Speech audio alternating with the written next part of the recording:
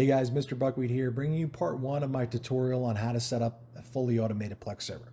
Now today's video is going to be primarily focusing on that initial Docker install in case you're dealing with a fresh or new system, as well as Portainer. Now Portainer will add that UI to Docker to keep everything simplified so you don't have to run command lines. I hate command lines. So before we begin, I just want to say please like, comment, and subscribe this video.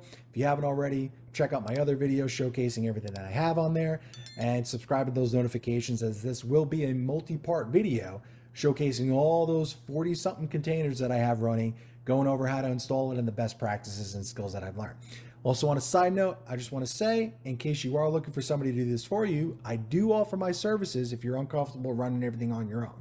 But for the most part, let's begin. Now, we're going to be running a virtual machine with Ubuntu as a test environment, and this will be a brand new clean system. Since I already have stuff on my NAS already, we're not touching that.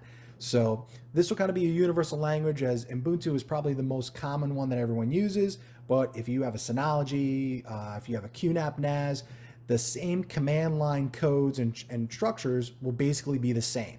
So you'll either use a terminal session as an internal application, or you can connect externally with your computer or your main PC through a tunnel or SSH connection.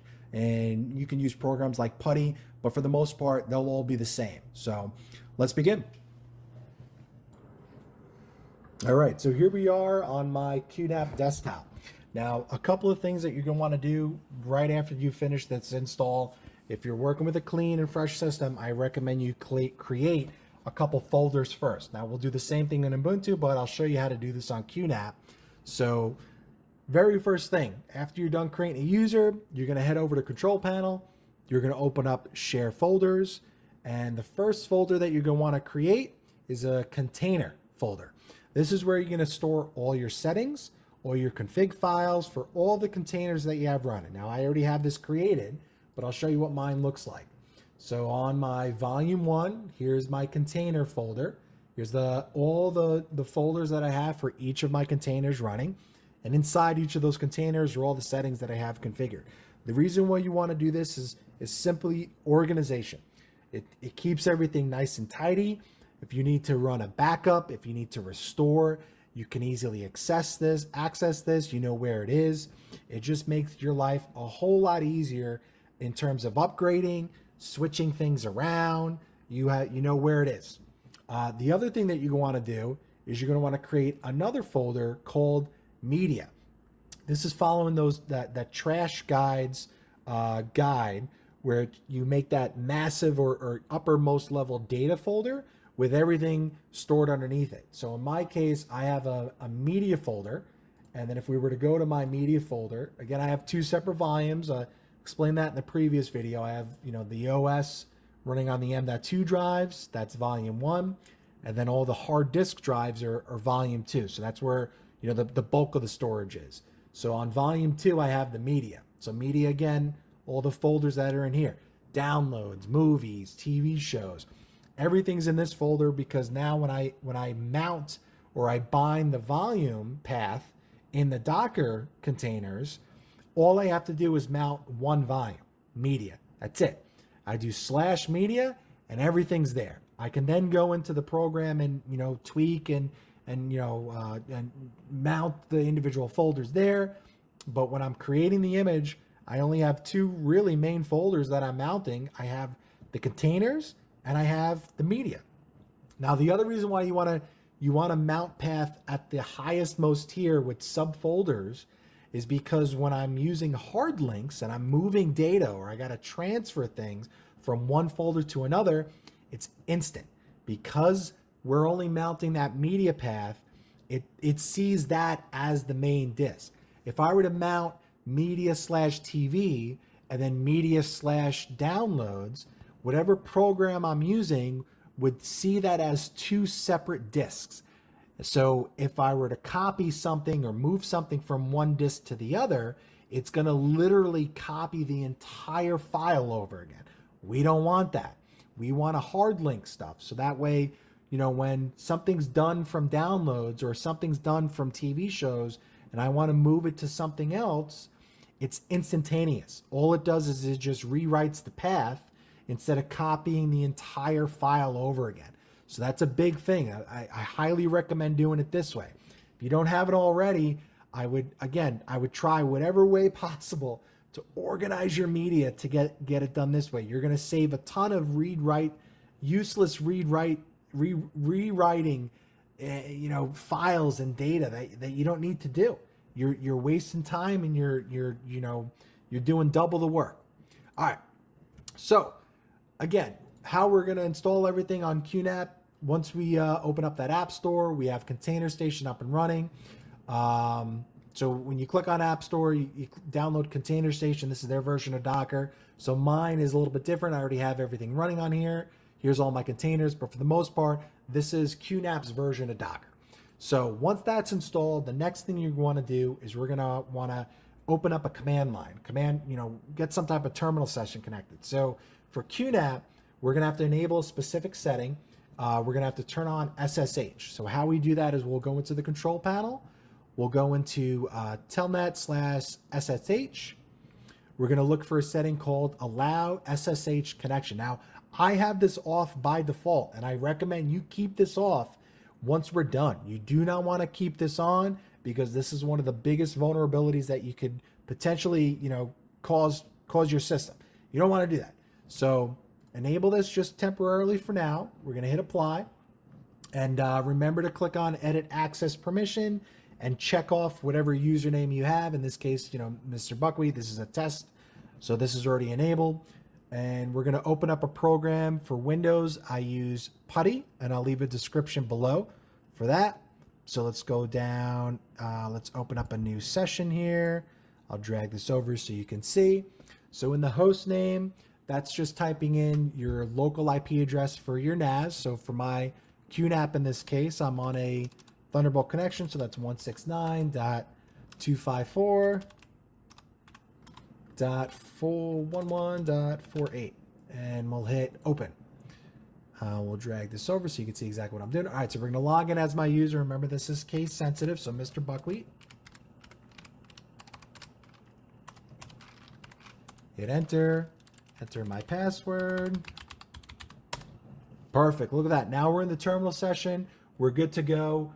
Getting Docker or any of the or Portainer installed. But really, this is the same way, just through a command line, as if I were to open up Container Station and run it that way. Now, Container Station may be a little more complicated. Those a lot of the tutorials out there, especially from Docker's website, they have instructions on how to install it from Portainer via command line. So that may be a little bit easier for you by doing it this way.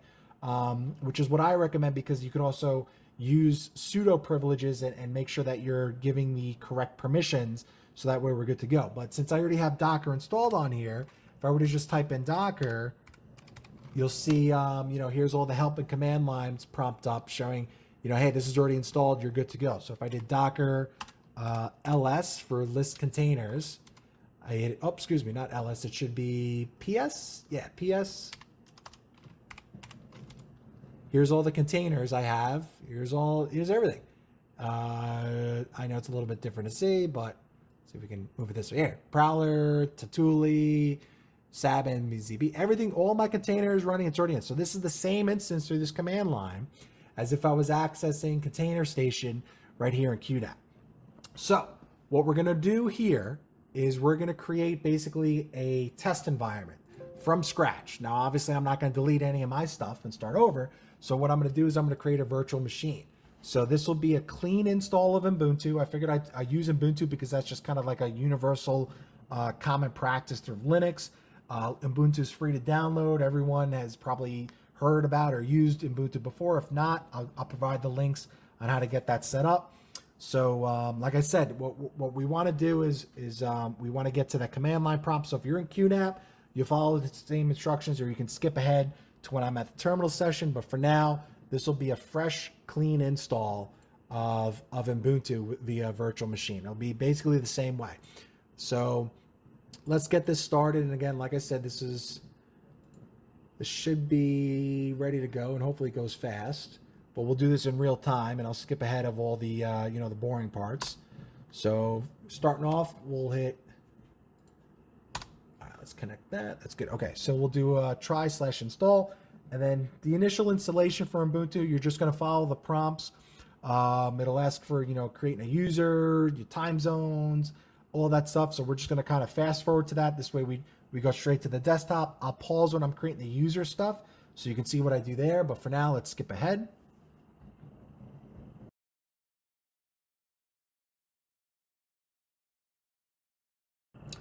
Okay, so you're going to click on install, choose your region, keyboard layout, time zone. For here, I do recommend, depending on your preference, if you want a normal installation, you can do that. It'll give you all the, the additional apps like, web browsers, office software, games, media players.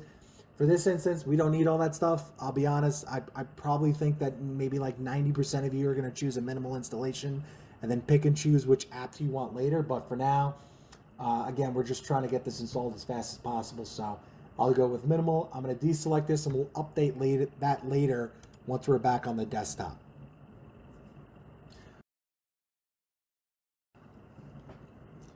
Okay, so here, this is just asking you to create a username. So for this instance, we'll do Mr. Buckwheat.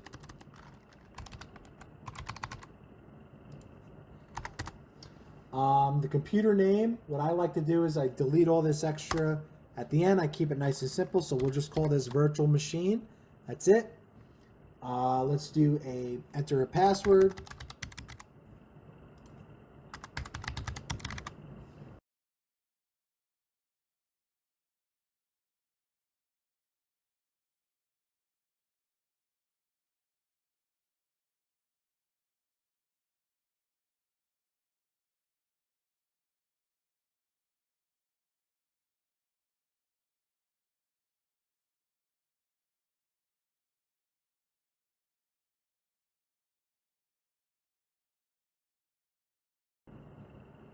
Okay, so the installation's done. We're back on the desktop now. We have a nice, clean, fresh install of Ubuntu. Now, I do recommend if you're using, if you don't have it already, but use an Ubuntu single sign-on, you can log in or create one for free right on Ubuntu's website. But again, this is for testing purposes, so we are going to skip all this. Also install the Pro version. That'll provide free updates until 2032. Highly recommend that as well. But again, we're going to skip this for testing purposes. Okay, looks like we're good to go. Let's check for some updates. Go into applications in the bottom left, software updater.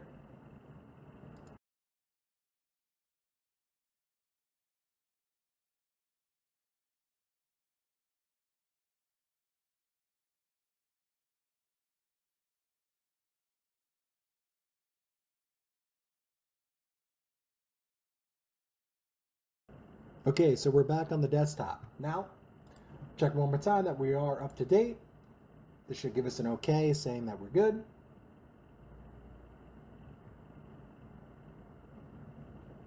And we are perfect. Okay, so Ubuntu's default directory is this home directory. In this home directory is all your, default folders that are created for you. So if we were to look at the very root level of how this directory is set up, we would click on other locations, this computer. Here's all the folder. Now, some of these we may not have permission to access for, but this is the root-most level. I recommend that you create a folder called containers, the same that we did on the, for the Qnap system by creating that shared folder, containers. You can do this one of two ways. You can, create it right through here, through this computer, but I recommend using some type of terminal session. So in this case, we'll open up terminal. We'll log in. Already logged in, perfect. So what we're going to want to do is we're going to want to ls. That just stands for list, where are we right now? Okay, so we see that we're in the home section. So what I want to do is I want to go up a level. So if I hit cd/, that should bring me now to the main directory. If I hit ls again, now I see the same thing that we're looking at here, which tells me that I'm in I'm at the uppermost level of the hard drive. So now I want to do make directory / container. Permission denied. So what I need to add in front of that is sudo. That basically means I want administrative privileges to do something. Perfect. Enter my password. Should be good. If I hit ls again, there we go. There's my container folder. Now, this is where I'm going to be storing every one of my configuration settings right in there. So if I were to refresh this over here now, let's go back to, let's just click off and go back into it. Click on computer. Hey, there's my container folder. That's perfect. That's what we want. All of my settings and everything are going to be installed right here. So let's head back to the terminal. We'll close this out and we'll start a new one. But basically, this is now the same spot as we were previously with the SSH connection in PuTTY to Qnap. So if you were doing a fresh install of Docker, or if Docker is not installed already, this is what you're going to be doing. So the first thing that I recommend you do is go to Docker's website. So Docker install Ubuntu. Hit enter. And the reason why you want to go to Docker's website is because you want to pull the command lines from Docker, not from some third party or another tutorial. You want the source. This will make your life a whole lot easier. Okay, so this is saying to uninstall old version. Since this is a clean install, we don't have that. But if you were, I'll show you how to uninstall it after. But we're going to scroll down a little bit. We're going to look for the first thing using the apt repository. And the best part about this is there's a nice copy button at the top. And the reason why you want to do this on the Ubuntu and not on a separate tab up here is because you want to be able to copy and paste. And you got to do that while you're inside the virtual or the VM in this case, or whatever connection you're using. So if we copy from Firefox, I can now paste in the terminal session. So let's open that up. We're going to hit paste. We'll hit enter. Enter the password. This is your user password. You're going to see everything working. That's what we want. Perfect. And we'll just kind of follow this along, make sure there's no errors. Everything looks good. Okay, so it's going to say the following packages will be installed. We'll hit Y for yes. Wait for that to complete. And it looks like we're good. We're done. Okay, next step. We're going to run a simple, we're going to run the actual packages themselves now. So this, again, is just a simple copy and paste. So we'll copy that. And remember, see how these have all the sudo commands? That's what we want. So guarantee that we're using, root access or root privilege, which is perfect. Okay, so it's going to say the following packages will be installed for Docker. That's what we want. Hit yes.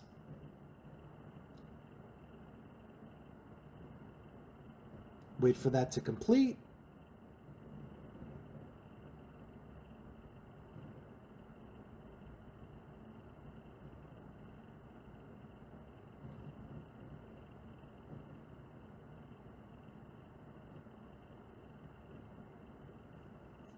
Looks good. All right, now we're going to do a simple test.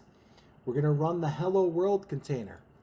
Copy that line of code, go back into terminal and hit paste, and hit enter. Okay, so it's pulling the image. Look at that. We're good to go. Hello from Docker. That's the test. Perfect. We are good. We have our first container and Docker is up and running.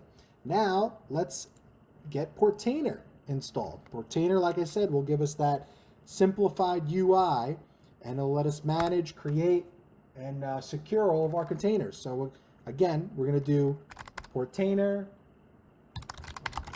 install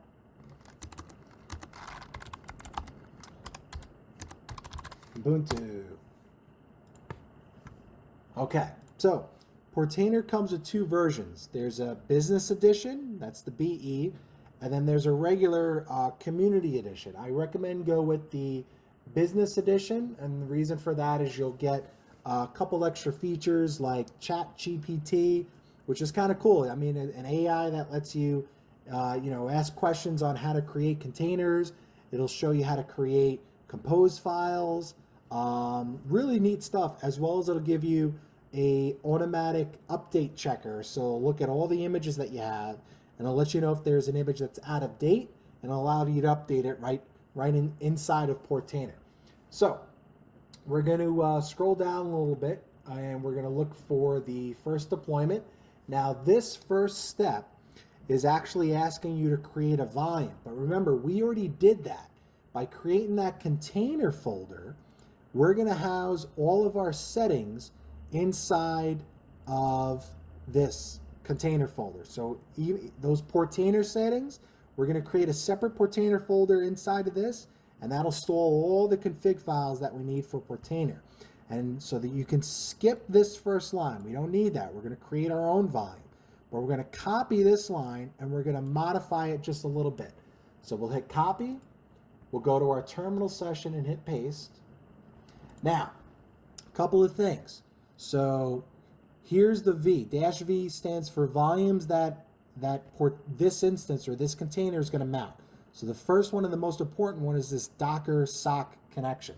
That basically means that this container will have root access to see everything that's running on the Docker instance, so that way you can control, modify, create, delete containers. That's what you want. It needs that connection. The second part right here is where it's going to store that data. So the first part is where is it on the host, and then the second part after this semicolon is where is it inside of the container. So we're going to change this a little bit. Remember, we already created our container folder, so all I'm going to do is hit /container/Portainer,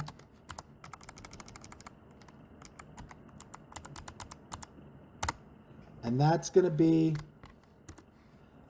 where all that data is installed. So in this case, we should be good. Let's hit enter. Now I know this isn't going to work because we need sudo privilege, because to run that sock connection, you need to have sudo at the beginning of this. So let's just let's type sudo in front and hit enter. Looks like it's pulling the image. That's perfect. That's what we want. Okay, looks like it's done. Now to check to see if this worked, let's go back to our folder here. And look at that. Now there's a Portainer folder that was created by running that command. And inside that are all the settings. That's perfect. That's exactly what we want. Okay, now let's test this by going to the local host website, which is going to be on 9.4.4.3. So if we were to copy this link, we open up a new tab and paste that in, hit enter, hit advanced. That's okay, because remember, we don't have any SSL connections configured, so this local host is saying it's not secure, but we trust it. It's a local host. That's fine. Accept. Look at that. There's Portainer. Now you're initially going to need to create a username and password. So in this case, we'll do Mr. Buckwheat.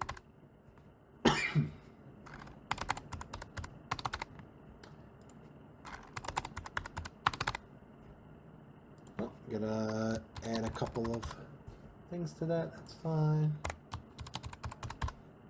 Ask you to make a secure connection, or secure password. That's okay. Oh, I messed that up.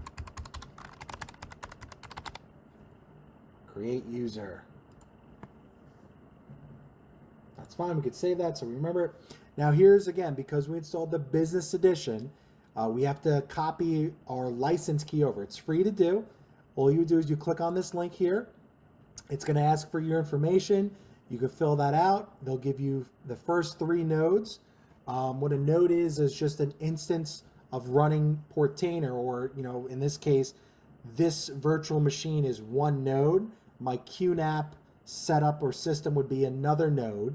So you get the first 3. You have three free nodes.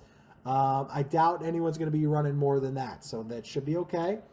So just bear in mind, I'm going to copy. I'll come back to this video. I'm going to copy my code over. Give it 1 sec. Let me pause and I'll come back. Okay, so I copied my code in. The next thing you want to start up is, just click Get Started. This will connect to the local environment. And since we have that sock connection that we set up before, this should pull the local. So that looks like everything's working. Let's do a live connect and see. I should have 2 containers here. Perfect. I have Portainer, and then I have the hello world test that we did previously to make sure everything was working. Looks like it is. So I can click on this. We'll remove this. We no longer need that. We can also remove all the non-persistent volumes. And then just, again, running a quick rundown of Portainer. You have your dashboard. This will give you a brief overview of everything. App templates that lets you create new instances, whether it be a caddy container, an SQL container. All these are preset and predefined for you. A redistribution container. You have all your stacks, which is where you'll paste all of your compose files. Your containers, like I said before, this is everything that you have running on this Docker instance. The images, we can delete this one. This is the hello world. It'll give you a nice little, unused. That's fine. Remove that.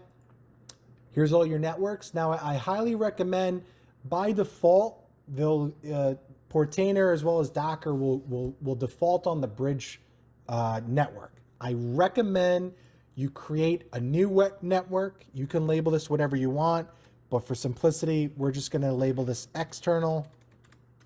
That way, anything I want connected to the internet or have an external connection, we'll use this. Bridge mode, that's fine. Create. And the reason why I say this is because a lot of people have been complaining that the default bridge is very problematic, especially if you're using any sort of reverse proxy.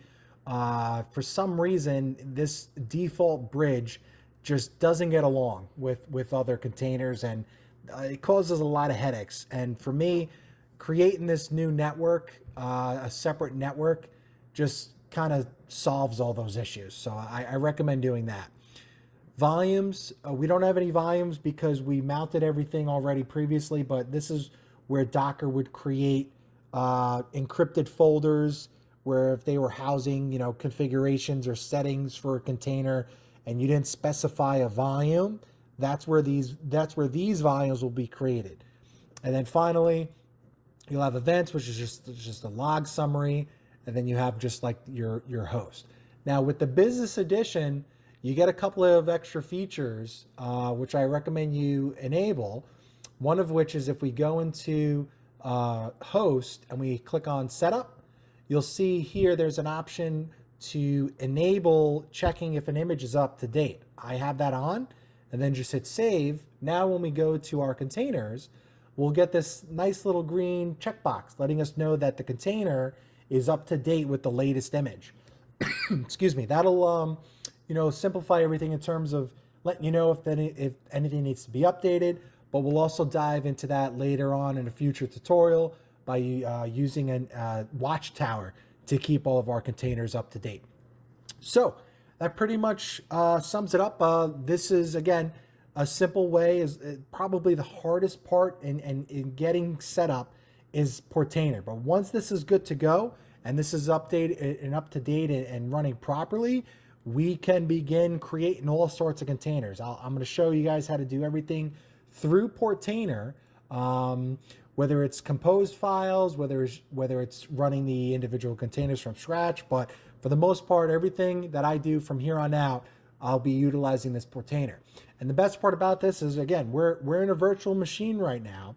If I were to pull the IP address of this virtual machine and I were to open up a new tab on my main PC, all right, so here's my 192.168.1.34. Let's open up a new tab, 192.168.1.34, and hit enter. Oh, we got a couple of things. Let's get rid of those ports. And we want to do 9443, which is the Portainer instance we were just running, right? We'll hit advanced. That's okay. Look at that. There's that Portainer instance that we just did. Let's log in with the password for this. And there we go. There's my main, here's my lone main container, which is just Portainer on this instance, and everything's running properly and up to date. So perfect. All right, so it looks like we're good. We had the virtual machine with Ubuntu and we installed both Docker and Portainer. So from here on out, any of our containers that we need to create, we can do that right through Portainer. So in the next video tutorial, I'll show you guys how to set up your reverse proxy. We'll get the network configured. We'll add a layer of security as well to that. And that way, if you want to access it both internally as well as externally, you can use custom domains for that. So if you haven't already, please subscribe to my channel, turn on those notifications so you can see all of my future videos that I post, as well as leave a like and comment below in case you guys have any questions or anything that you liked in this video, anything you didn't like in this video, stuff that maybe you want me to go into more detail with, let me know. So until the next video, guys, take care.